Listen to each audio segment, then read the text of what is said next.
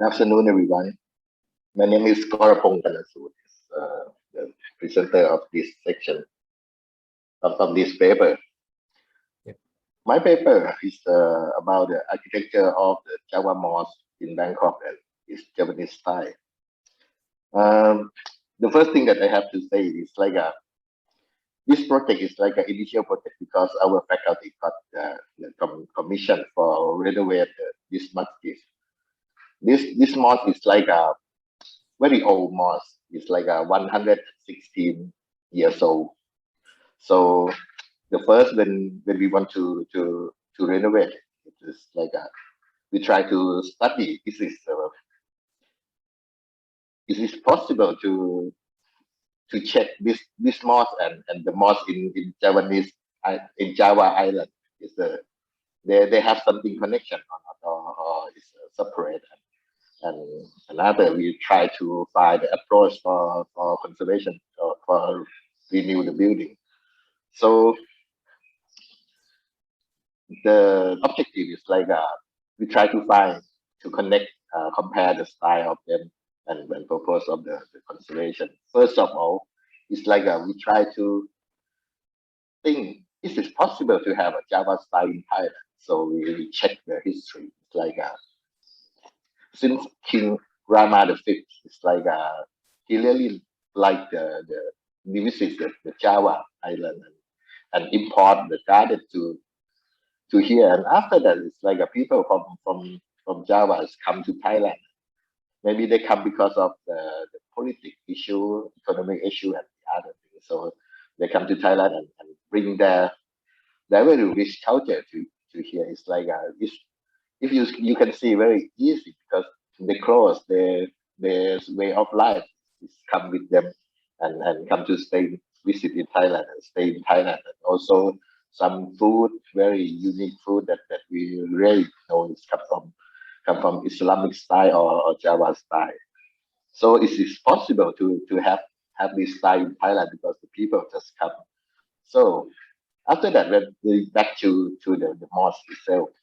So the first thing that we have the question is is it has any kind of character of the Java architecture or Java mosque style in this mosque that we want to study. So the first of all, I just want to give you some information about the mosque. This mosque is just stay at the South Sathon Road. You know, in that place is a very multicultural place. As you can see in this picture, we have Christian church in that place. We have some statue cemetery. We have some Buddhist temples and also some mosques. You can see how multicultural in this place, and it means this place maybe is very old culture place. So after that, when we focus on the mosque area as well, so the mosque is just stay in the three pieces of land. This is the mosque. As you can see, it's not parallel to the road. It was built a bit northwest side. So at first we just think maybe it's because of the Qibla line because when Islamic they have to play and face to the Mecca to the Mecca city to the Qibla line, but it's not really parallel. After that, we just think maybe because of the in the past it's it's very difficult to find because the direction something is very difficult. So maybe there was view with some belief, with some it's not really correct the direction. And the next of them is this is the school the school building area. So and opposite of them is the Thai Islam cemetery. So this is like a Muslim society, and this mosque is not only Java people in Thailand and also some of the people in Malaysia as well that they believe in this religion. So the next we have the question. This is the same style in Java Island or Javanese style or not. So, and next is look like the mosque in Malaysia or not. So the next, so we try to after we done the research, we can have the six character of the Java mosque. So the first thing, the mosque should have the square plan, as you can see, and they always use the four column in the center in the prayer hall. So the next one of the Java style is like they have to have a big fundament. They was built like that. So if you can see the stair, they have to they use this to move it in the view on the big platform. And the next thing is like they have a unique roof. It's like a pyramidal roof, stacked 2 or 5 story of the roof. The next thing is like it has the extension in the western or the side provide the mirab. Mirab is the direction that they build some the wall for know the direction to play. And the fifth is veranda. Veranda is like the balcony around them that I highlight you in the slide. So they have a front and side. And the last thing they always have the one entrance with the wall. The red line is the wall. That this is the character that we find out from the research. So when we move to the as you can see in front, they always has some front veranda. The front veranda of this is like they call pedopole or something like that. It's like the place that help them to have some activity. It's like a multi-purpose activity, and also they have the roof that can be protect them from the sunlight. And they always has no wall because they want to allow the ventilation because Java Island is also the tropical country as well. So they have this for protect the people when has activity in the mosque or around the mosque. So next, when we move to our Java, our Yawa mosque in Thailand, we try to analyze the planning. If you can see, we also have the front veranda and the side veranda as well. It's the same. We have the square the square hall for the prayer room and also mirab that point the direction, which is actually is not the true direction, but in that time. So it's kind of connection between the Java mosque in Thailand and Javanese style mosque that we have done the research. So the next one is the school. If we can see, it's like this is the extension of the mosque of the mosque in Thailand, because it's like the build is quite long time, and when they have the big ceremonies, the space not enough, so they just build the roof around them for extend the activity area. So, and this one is the picture of the side balcony or side veranda that they use for informal meeting or something like that, or other which is not is a place that people have activities together before go to the mosque. So let's move to the roof. After we show that this mosque has pyramidal roof as well. They have 3 stack of them. So it's related with the research that we have done before, and maybe this is quite sure this building maybe come from the Javanese style. But unfortunately, this building already changed the roof type because the the renovation, last renovation, they just changed it. So the roof now is not covered by the original one.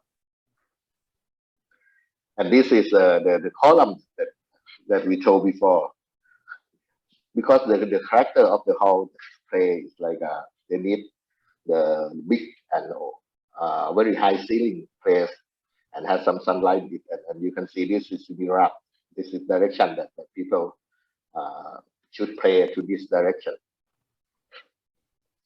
Okay, let's move to the school building. The school building was built by wood, and it's quite old, but it's not really old. It's about 60 years old when we asked the people nearby there, and they just told it's not reached the criteria of to be the heritage building, and now they use it as the place for religion study, and also use it as some uh, office of them. And you can see this place is used like a this under the school. They use it as some place for has some activity, and in the mosque itself it's used for daily pray and Friday pray and it as well. So this is the area that they need to extend, because before they go to pray, they have to wash. They have to pray 5 times days, and they have to wash the parts of the body like face, hand, leg, feet, something like that before go, because they want to clean it. It's like a culture of them. This is the religion class that we found that. Okay. And this mosque also used as for wedding and for funeral as well. That they have to keep the body before go to the cemetery opposite of the building. So after that, we just try to analyze it. It's like they have also the square and got 4 main columns. It's called Saka Guru. It's the same style with the Java style, Javanese style. The roof we have the pyramidal, and they have the Virat as well, and has a veranda. But the number 6 is different, because they have the wall as well, but they have 2 entrances. It's not the one entrance. So maybe this reads like a 5 character of 6 that we done research before. So this one is, of course, this should be the Javanese style.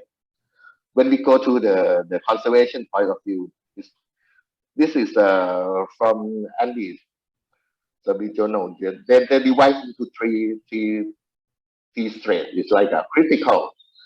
They that need to retain. The other thing is like a contributory, maybe design a little bit modification, and the third stage is like a participatory. It's like allow flexible to renovate. So I think this model is like in this state contributory, because some of them already changed after some kind of renovation, and the big fundament now is not very high, because the road or the road just higher, so they don't have a very big basement. And for the school building itself, it's like it's not really old, so they should reach this state, can be flexible to renovate. So in conclusion, it's like of course after the question, we know this maybe because there is 5 to 6 character of the Java style mosque, so this is Java style mosque.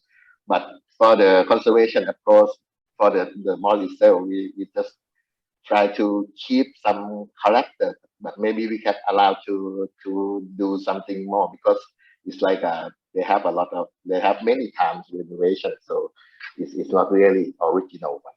So maybe we can keep some strong character, and maybe we can renew something. And for the school building, maybe this is quite freely, but maybe we try to keep like a beautiful window, beautiful wall, and some of them to use it for more design of us. And this research maybe needs further uh, quantitative study from more detail to renovate. So maybe this is all of my presentation about the mosque. Thank you very much. Okay, thank you, Dr. Karapong. Yeah, your presentation is very interesting. So is there any question from the audience? Okay, you can type in chat, and then I will ask for the presenter. Okay, I have some question from your papers. I saw on the top of the roof of this building there is like a compass. Yeah, compass that point to the Qibla direction. Is that normal for the Javanese style in like in Indonesia or Malaysia? Do you know about that? Actually, I have seen many mosques have this one, and when we already asked, because this mosque is like a bit different from other, because maybe it's quite old and maybe they're built by some local people, and the direction is not correct. I see. Actually, is when we ask some guru, they told the first important thing maybe we have to turn this mosque, move to correct the direction. That's the most important thing to them. But I'm not quite sure is that on it should be done it or not. Yeah. You said that maybe it's like because this building is very old, maybe it's the direction is not correct. That's right. Yeah. Yes. But nowadays when they pray, they pray in that atrium, the direction they pray to the north direction. Is this right? May I answer this question? Yep. Yes. Yes, actually, they're still praying towards the mirage, which is not a correct direction yet. So since we have done a survey and studied the direction towards the Qibla line and towards the mega stone, we have proposed to the mosque committee that this is not the correct direction, so they will make it priority to change the direction of the prayer. Because for many years they were not aware that the mosque is not aligned to the Qibla line. I see. Yeah. Okay. And I think it's just that the technology during that day, 100 years ago, that they were told that a city is found to the west, so they just make it align east-west. Yeah. Okay, I have seen some Javanese mosques in Indonesia, but I haven't saw the campus on the top of the roof, so that's why I'm really surprised for this building, or maybe because they know that it's wrong direction, so they decide to put the compass on the top. Yeah. Well, I believe this the compass is original piece of architecture. Oh, I see. But I haven't really looked if the Javanese style has got a compass as well. But another thing that is that can be found in the mosque in Malaysia are the towers. The towers that they use to tell people, announce that it's a prayer time. That can be seen in some mosques in Malaysia, in Indonesia, and in Thailand, but not. Oh, I see.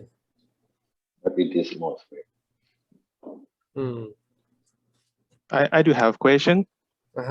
Yes. Do you have any chance to look through the mosque in around this area, or maybe other provinces, whether they they exactly located in this axis? I mean, yeah, the line. Because if we look at this side plan, sorry, just go back to the plan again. Yeah, we I'm not sure, maybe because the boundary of the site, and if we a little bit shift it clockwise, so maybe the building is exceed the boundary. I'm not sure about that, but if we have a chance to look at other mosques and maybe compare, maybe they have a kind of, you know, compromise that, okay, you just face this direction, nearly collect lines, something like that. I'm not sure. Yeah.